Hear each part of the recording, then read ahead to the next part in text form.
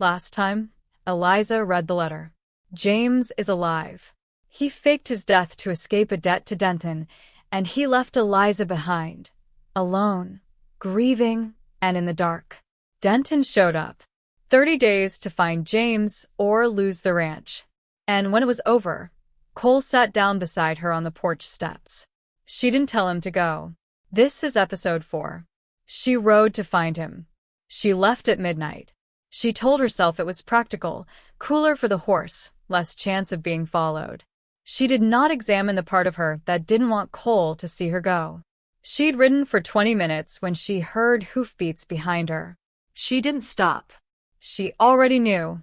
He came alongside her without speaking, settled his horse to match her pace, and looked straight ahead. Like they'd agreed to this.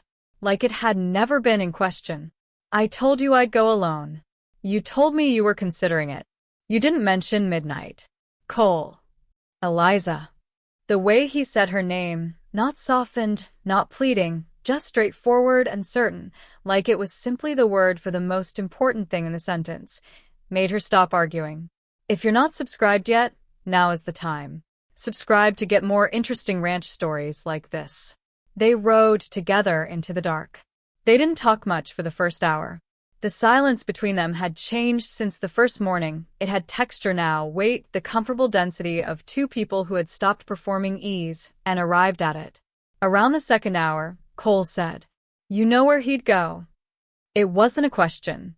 "There's a settlement south of the Prairie River. Rough place. He used to talk about it before we were married. Said if things ever went wrong, he'd go somewhere nobody asked questions." You remembered that. I remember everything he told me. That was the problem. Cole said nothing. Let that sit. After a while. For what it's worth, I think James knew he didn't deserve you long before he left. I think that's part of why he ran.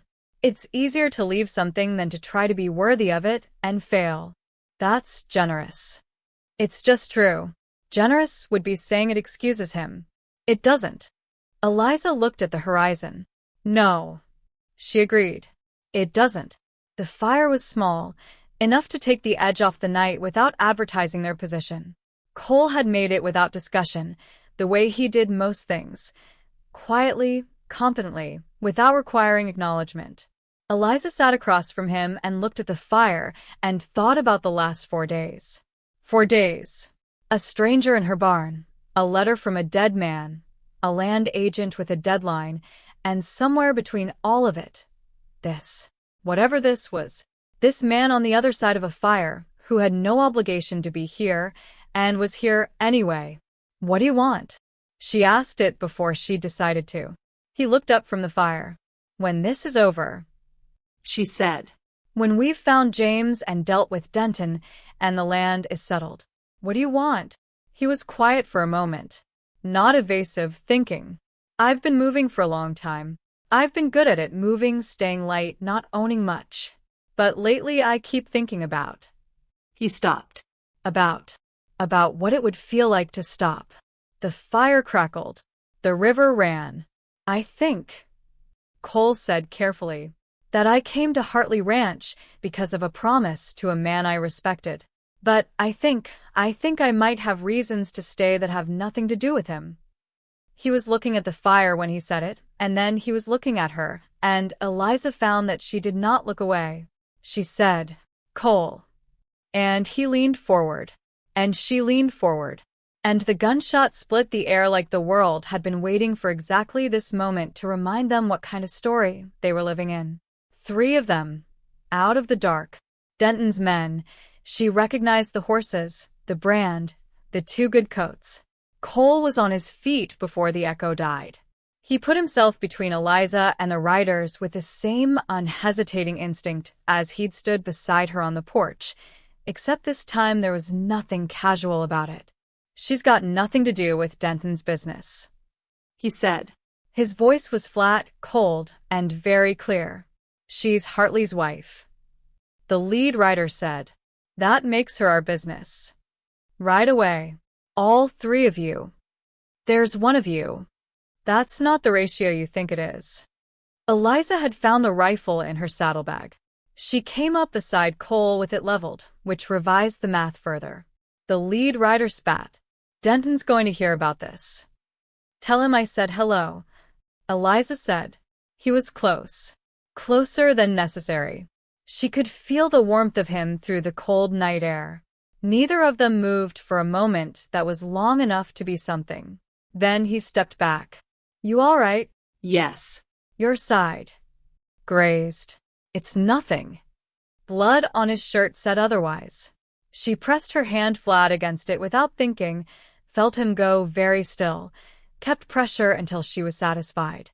She did not let go as quickly as she should have. He stepped out of the tree line. She wouldn't have recognized him at first.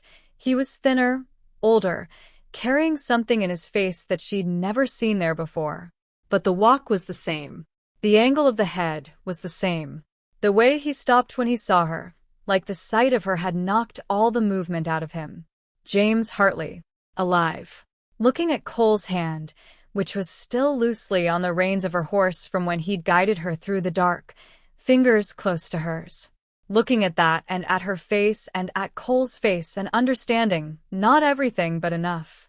The specific enough of a man who has surrendered his right to an opinion and is discovering that understanding doesn't make it easier. Eliza looked at her husband. She felt Cole go still beside her.